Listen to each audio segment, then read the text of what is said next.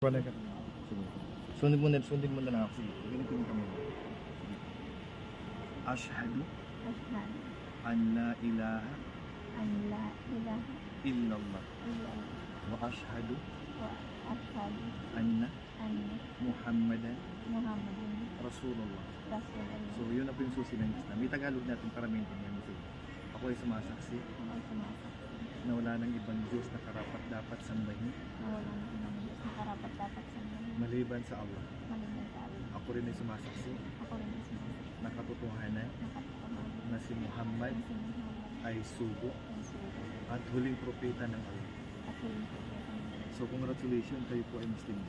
So, Mashallah. ang lang ngayon, pagka ikaw po ay sasamba, ang tawagin mo na na Diyos ay Allah. Ano po pangalan niyo? Jen. Jen. Okay, so ngayon, ang pangalan ay bibigay ko sa iyo, Jannah. Jen. Okay, Jannah means paraiso. So, pagkaloob naman sa atin ng Allah, paraiso. At ikaw, parang kang bagong pangalan ka na walang kasalanan. Kaya pag nanalangin ka, talagang tanggap ka. Kaya huwag mong kalimutan na isama kami sa panalangin mo kasi mashallah, alhamdulillah, mas kumbaga kung sa amin pa, mas matatanggap yung panalangin mo kaysa sa amin.